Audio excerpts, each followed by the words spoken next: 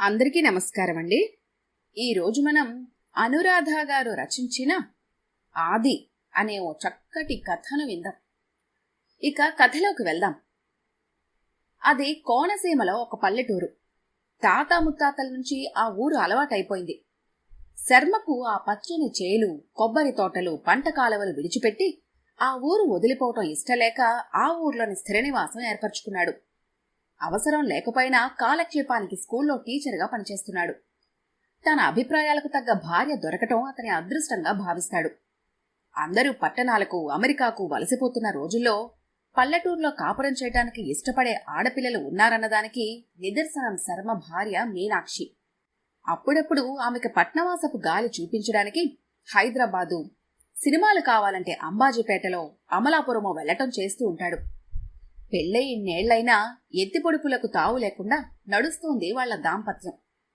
ఒకరోజు ఉన్నట్లుండి పోస్ట్లో ఒక ఆహ్వాన పత్రిక వచ్చింది. ఆ ఆహ్వానం శర్మను ఆశ్చర్యంలో ముంచింది. అది ఒక అవార్డు ఫంక్షన్కు ఆహ్వానం. లోపలి పేరు చూసి శర్మ ఆశ్చర్యపోయాడు. డాక్టర్ ఆదినారాయణ మైక్రోస్కోపిక్ సర్జరీలో కొత్త విధానం కనిపెట్టాడు.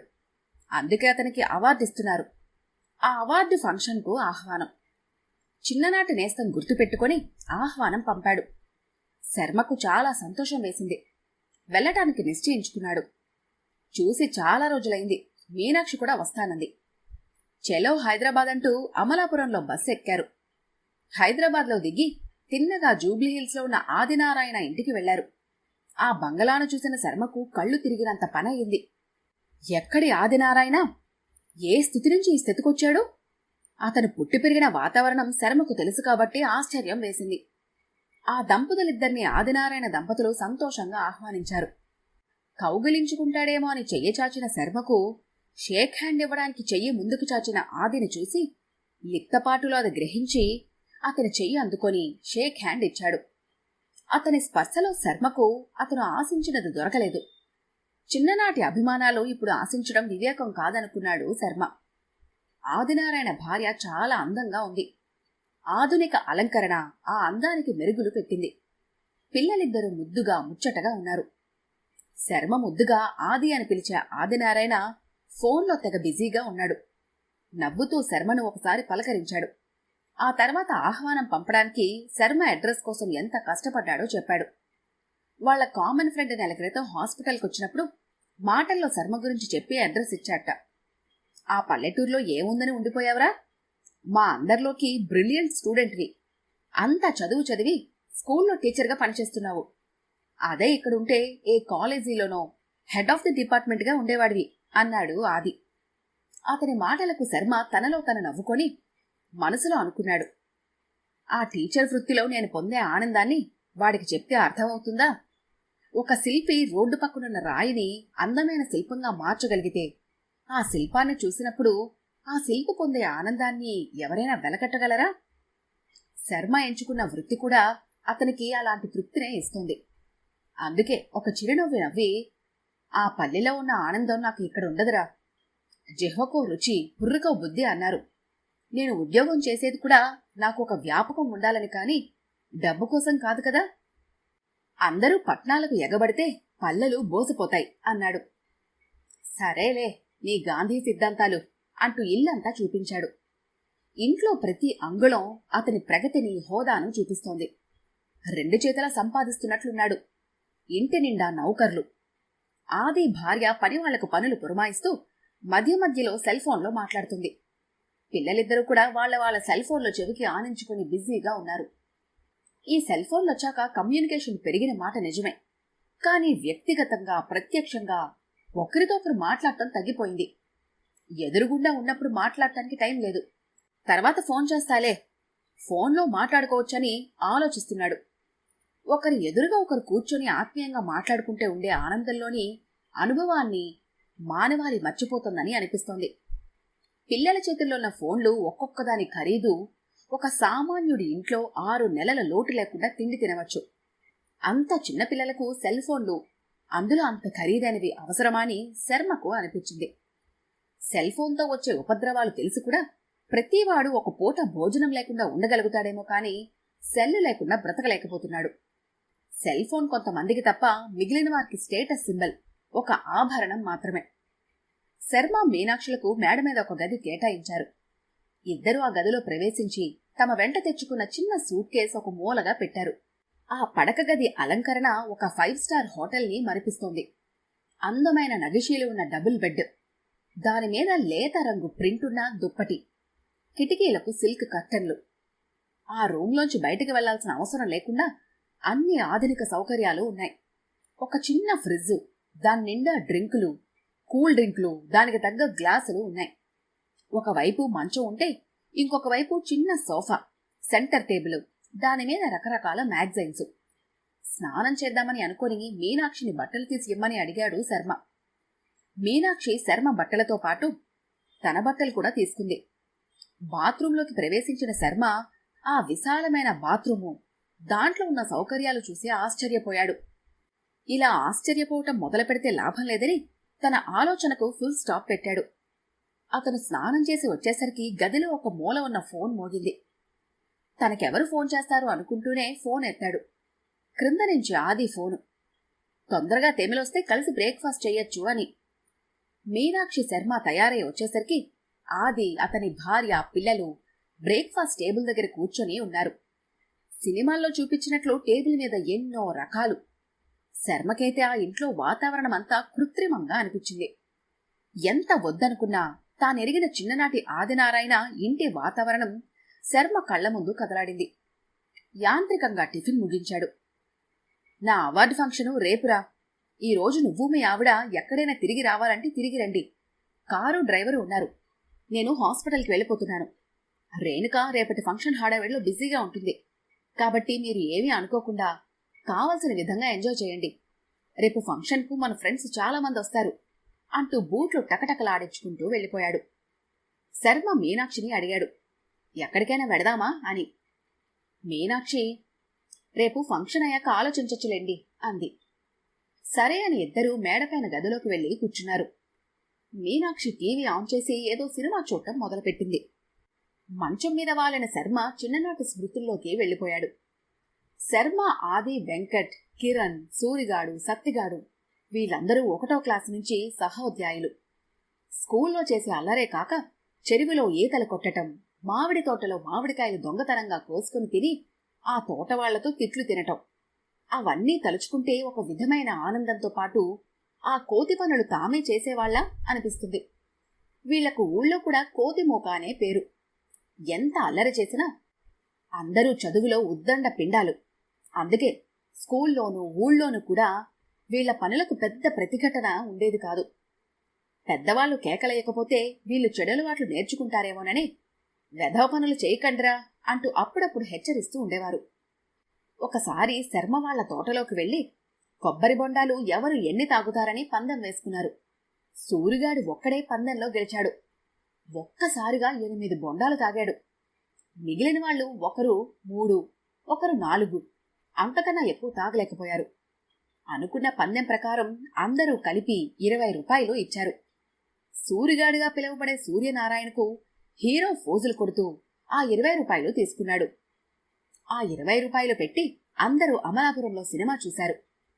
పందెం ఎవరు గెలిచినా డబ్బు అందరూ పంచుకునేవారు. అది వాళ్ల స్నేహం. సత్తిగాడిగా పిలువబడే సత్యనారాయణ వాళ్ల నాన్నగారు స్కూల్లో టీచరు. వెంకట్, శర్మ నాన్నలు మోతుబరి రైతులు. కిరణ్, సూరిగాడి నాన్నలు కూడా వ్యవసాయదారులే. ఆదినారాయణ తండ్రి పౌరహిత్యం చేసేవారు. ఊళ్ళో ఉన్న గుళ్ళో పూజారి కూడా ఆయనే.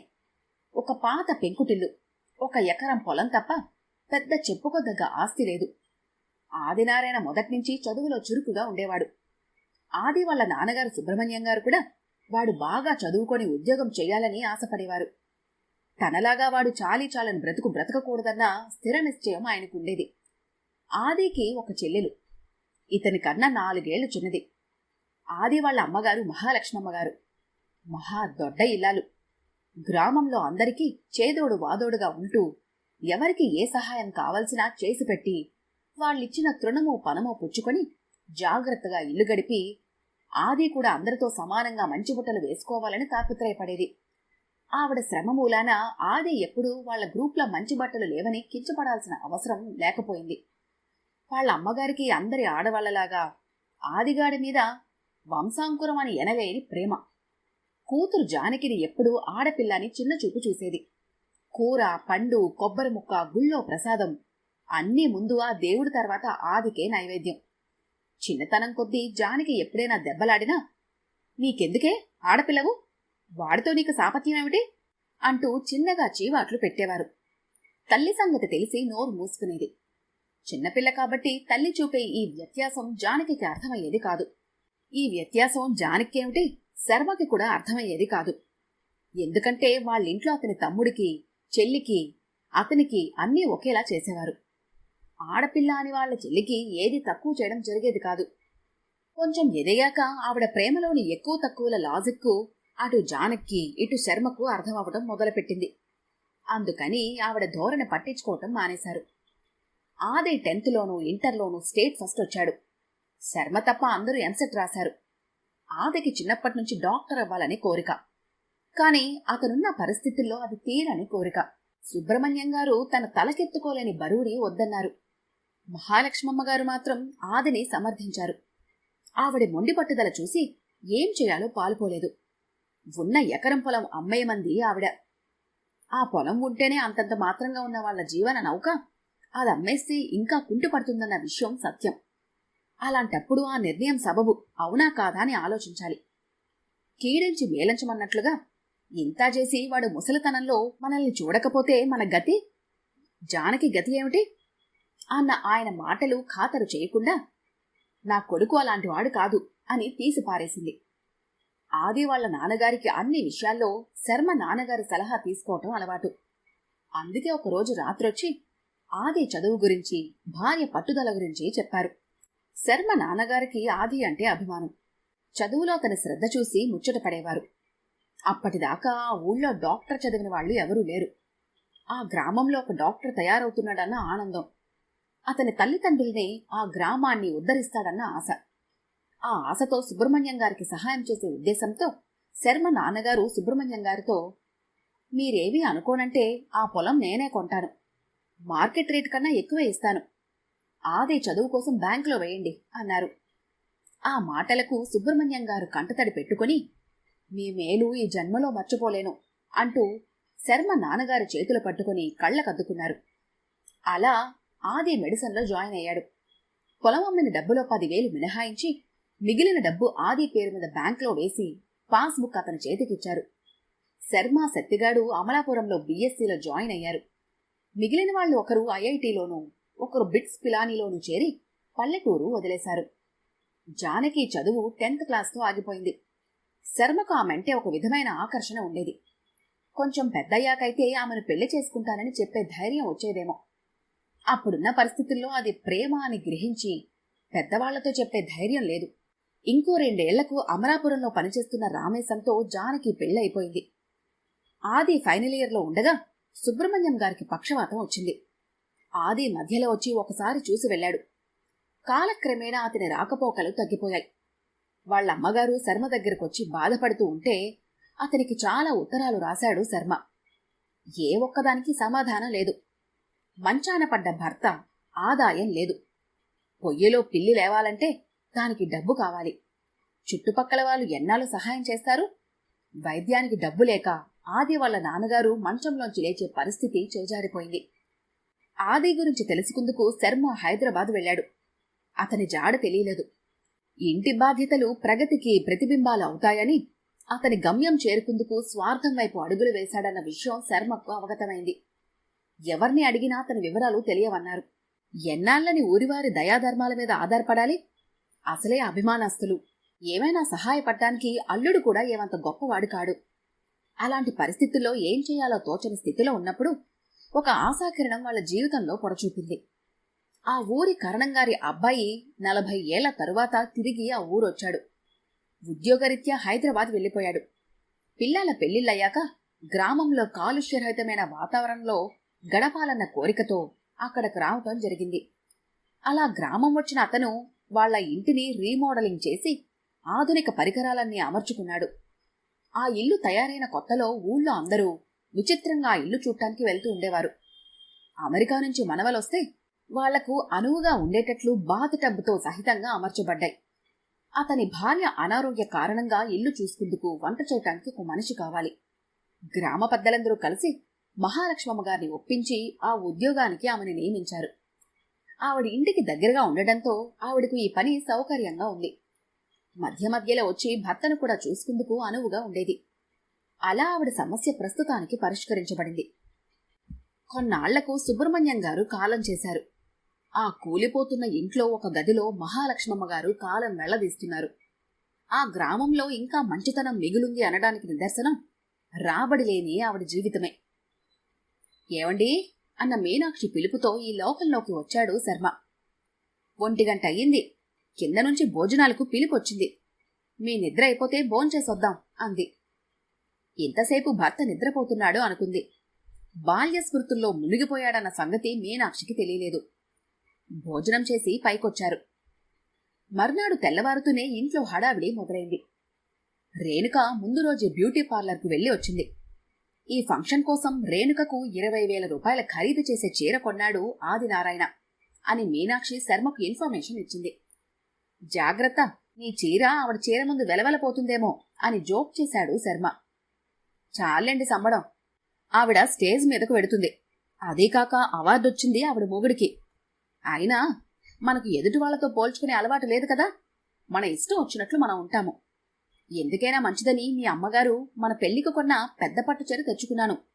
ఓల్డ్ ఈజ్ గోల్డ్ అని ఇప్పటికీ కొత్తగా మెరిసిపోతున్న చీర రేణుక చీరలాగానే గ్రాండ్గా ఉంటుందిలేండి అని మొగుడికి చురక వేసింది. అవార్డు ఫంక్షను చాలా బాగా జరిగింది. ఆదిశర్మల ఫ్రెండ్స్ అందరూ వచ్చారు. నగరంలోని ప్రముఖులు చాలా మంది వచ్చారు. ఆదినారాయణను పొగిడారు. కాసేపు ఆది తను కనుగొన్న కొత్తదాని గురించి పవర్ పాయింట్ సహాయంతో అందరికీ విశదంగా చెప్పాడు. ప్రతి మగవాడి విజయం వెనుక ఒక స్త్రీ ఉంటుంది. ఆ స్త్రీ ఆదినారాయణ గారు ధర్మపత్ని రేణుకాని అందరూ శ్లాషిస్తూ ఉంటే స్టేజ్ మీదకు తన ఖరీదైన చీరతో మేకప్తో వచ్చింది ఆవిడ. చిరునవ్వుతో అందరికీ నమస్కారాలు చేసి ఆవిడని కూడా 4 మాటలు మాట్లాడమంటే మాట్లాడింది. ఆ తర్వాత కల్చరల్ ప్రోగ్రాం డిన్నర్ ముగించుకుని అందరూ ఇంటికొచ్చారు. ఇంత హడావిడిలో అందరి ఆనందంలో మనస్ఫూర్తిగా పాల్పంచుకోలేకపోయాడు శర్మ. ఏదో తెలియని అలజడి. అతని మనసు ఆది ప్రవర్తనను సమర్థించలేకపోతుంది. ఇన్నాళ్ళలో ఏమైపోయాడు? నన్ను గురించి తెలుసుకున్నవాడు తల్లిదండ్రుల గురించి ఎందుకు తెలుసుకోలేదు? అతను ఎంతగా ఎదిగిపోయాడో చూపించడానికి నాకు ఆహ్వానం పంపాడా? భర్త మొహంలో చిరునవ్వు చూడని మీనాక్షి మెల్లగా మోచేత్తో పొడిచి, కాస్త నవ్వండి, చూసేవాళ్లు అతని కీర్తి చూసి మీరు ఈర్ష్య పడుతున్నారు అనుకుంటారు అంది. నేను ఆదిని చూసి ఈర్ష్య పట్టమేమిటి? నా మనసులో జరుగుతున్న అలజడిని మీనాక్షికి ఎలా చెప్పను? ఆది తల్లి మహాలక్ష్మమ్మ గారు వీడి గురించి తెలిస్తే ఎలా రియాక్ట్ అవుతుంది అన్న ఆలోచనలు శర్మ మనసులో కదలాడాయి. ఒక్కసారైనా వాళ్ళ గురించి అడుగుతాడని చూశాడు. కాని అతనికి ఈ మహావృక్షం యొక్క వేళ్లు కాని ఈ సౌధానికి కారణమైన పునాది కాని గుర్తులేదు. శర్మకు అక్కడ ఉండటానికి మనస్కరించక అతను ఉండమన్నా ఉండకుండా మర్నాడే ప్రయాణమై వచ్చేశాడు. శర్మకు మీనాక్షికి మంచి ఖరీదైన బట్టలు పెట్టాడు. ఇష్టం లేకపోయినా బాగుందని తీసుకున్నాడు. శర్మ ఊరు చేరిన 2 రోజులకు ఒక బరువైన ఉత్తరం రాసి ఆది అడ్రస్కు పోస్టు చేశాడు. తప్పో ఒప్పో అతనికి తోచింది ఉత్తరంలో రాశాడు. ప్రియమైన ఆదికి, ఇంకా అలా పిలిచే హక్కు ఉందనుకుని అలా సంబోధించాను. నీ అవార్డు ఫంక్షను చాలా బాగా జరిగింది. అంత గొప్ప డాక్టర్ నా చిన్ననాటి మిత్రుడంటే నాకు చాలా గర్వం కలిగింది. మా ఆది ఇంత ఎత్తుకు ఎదిగాడని ఎంతో సంతోషించాను. కానీ మనసులో గుచ్చుకున్న ముళ్ళును గురించి ప్రత్యక్షంగా చెప్పలేకపోయాను. అయినా నీకు నా మనసుని సంఘర్షణను తెలియపరచడం ధర్మం అనుకుంటున్నాను. మనకు స్కూల్లో మాస్టారు పాఠాలు చెప్పేటప్పుడు మాతృదేవోభవ, పితృదేవోభవ, ఆచార్య దేవోభవ అని చెప్తారు. ఆ చెప్పే విధానంలోనే వాళ్ల స్థానాన్ని మనకు తెలియపరుస్తున్నారు. ఆఖరికి ఇంగ్లీష్లో కూడా తల్లిని లివింగ్ గాడ్ అంటారు. అంటే మనకు కనిపించే భగవంతుడు తల్లి అనే కదా. నీ తండ్రి మరణించారు. నీ తల్లి ఎంత దయనీయ స్థితిలో ఉందో నీకు తెలియదు, తెలుసుకోదలుచుకోలేదు. నీ ఇంట్లో పనివాళ్లకన్నా తక్కువ స్థాయిలో ఉంది ఆ ఇల్లాలు. నీ తల్లిదండ్రుల్ని మరచి నీ స్వార్థం నువ్వు చూసుకున్నావు. వాళ్ళు నీ చదువు కోసం చేసిన త్యాగం మర్చిపోయావా? నీ తండ్రికి పక్షవాతం వస్తే ఒక్కసారి మాత్రం చూడటానికొచ్చావు. నీ చదువు ఆగిపోతుందని, నువ్వు ఎక్కవలసిన ఉన్నత శిఖరాలకు నీ తల్లిదండ్రుల అవరోధాలు అవుతారని అనుకొని నువ్వు ఎక్కడున్నావు, ఏం చేస్తున్నావు అన్న సంగతి మాకెవరికీ తెలియకుండా అజ్ఞాతంలోకి వెళ్ళిపోయావు. కన్న కొడుకు అలా అర్ధాంతరంగా కనబడకుండా పోతే ఆ తల్లిదండ్రులు పడే క్షోభ ఎలా ఉంటుందన్నది ఏనాడైనా ఆలోచించావా? మనిషికి స్వార్థం ఉండొచ్చు, కాని తన ఉనికికి మూలమైన వ్యక్తులను మర్చిపోవటం శోచనీయం. గొప్ప డాక్టర్ కావాలనుకున్నావు, అయ్యావు. నీ కుటుంబ బాధ్యతలు నీ ప్రగతికి అవరోధాలు అవుతాయనుకున్నావు, తప్పించుకొని వెళ్ళిపోయావు. కనీసం నువ్వు ప్రయోజకుడివి అయ్యాకైనా నీ తల్లిదండ్రులు ఎలా ఉన్నారన్న ధ్యాస కూడా నీకు కలగలేదంటే నిన్నసలు ఎలా అర్థం చేసుకోవాలి? వైద్యానికి డబ్బు లేక నీ తండ్రి మంచంలోనే తీసుకుని మరణించారు. ఇల్లు గడవడానికి నీ తల్లి వంటలక్కగా మారింది. ఓపిక తగ్గాక ఆ పని కూడా చెయ్యలేని స్థితిలో ఆమె పంచిన మంచితనం ఆమెకు తోడయింది. నీకు జన్మనిచ్చిన తల్లిదండ్రులు నువ్వు సంపాదించిన ఇంత వైభవంలో ఒక్కసారైనా గుర్తురాలేదా? నీ పిల్లలకు నువ్వు కొన్న సెల్ ఫోన్ ఖరీదుతో మీ అమ్మగారు కొన్నాళ్ళు హాయిగా బ్రతికేయగలరు. ఈ పల్లెటూరులో ఈ విషయం నీకు తెలియదని అనుకోను. ఈనాడు నీ పిల్లల మీద నీకున్న మమకారాన్ని చూపించుకుందుకు నీ స్టేటస్ ప్రకారం వాళ్లకన్నీ కొనిచ్చి సంతృప్తి పడుతున్నావు. వాళ్ల కోరికలు తీర్చడానికి ఇంకా సంపాదిస్తున్నావు. కాని నీ తల్లిదండ్రులు అలా కాదే, వాళ్లకున్న ఆధారాన్ని కూడా పోగొట్టుకుందుకు సిద్ధపడ్డారు. నిన్ను గొప్పవాడిని చేయాలనుకున్నారు. రేపు వాళ్ల జీవితాల్లో రాబోయే చీకటి గురించి కూడా ఆలోచించకుండా నీ భవిష్యత్తుకు సోపానాలు వేశారు. ప్రతి పురుషుడి వెనకాల ఒక స్త్రీమూర్తి ఉందని ప్రతి ఒక్కరూ భార్యకు పట్టం కడతారు. కాని నా దృష్టిలో ఆ ఖ్యాతి కన్న తల్లికి దక్కాలి. ఎందుకంటే ఒక రైతు కాని, తోటమాలి కాని భూమిని సస్యశ్యామలం చేసి విత్తు వేసి కాని మొక్క నాటితేనే కదా అది పుష్పించి ఫలించేది. మూల కారణమైన తోటమాలిని మరిచి గుత్తకు తీసుకున్న కాపలాదారు ఫలాన్ని పొందుతున్నారు. అలా అని భార్య పాత్ర అసలు లేదని నా అభిమతం కాదు. ముఖ్యంగా నీ జీవితంలో నీ విజయానికి కారణం మీ అమ్మగారే. నువ్వు ఒప్పుకున్నా ఒప్పుకోకపోయినా ఇది పచ్చి నిజం. నీకు ఈ ఉత్తరం రాయడంలోని ఉద్దేశం నువ్విప్పుడొచ్చి ఆవిడికి ఏదో చేస్తావని కాదు. ఆవిడకు జరగాల్సిన నష్టం జరిగిపోయింది. నీలాంటి స్వార్థపరులైన బిడ్డలు కళ్ళు తెరవాలని, నాలోని అలజడిని నీకు తెలియపరచాలని ఉత్తరం రాశాను. ఆలోచించు. ఈ పరిస్థితి రేపు నీకు కూడా ఎదురు కావచ్చు. నీకు కావలసిన డబ్బు చేకూర్చుకున్నా నీ పిల్లలు కూడా నీలా స్వార్థపరులైతే డబ్బు ఉండి నువ్వు ఒంటరయ్యే అవకాశం ఏర్పడొచ్చు. నీ పేరులో ఉన్న ఆది అన్నదానికి నీకు అర్థం తెలుసా? ఆది అంటే మొదలు. ఆ మొదలనే మర్చిపోయావు నువ్వు. ఇదంతా నీ మీద కోపంతో రాయలేదు. నువ్వింకా వృద్ధిలోకి రావాలని, ఇంకా ఎన్నో కొత్త ఆవిష్కారాలు చేయాలని ఆశిస్తూ నీ మిత్రుడు. మరి ఆ ఉత్తరం చదివిన ఆదిలో మార్పు రావాలని ఆశిద్దాం. ఈ కథ కనుక మీకు నచ్చినట్లయితే లైక్ చేయండి, షేర్ చేయండి. మరిన్ని ఇంట్రెస్టింగ్ కథల కోసం మా ఛానల్ని తప్పకుండా సబ్స్క్రైబ్ చేసుకోండి.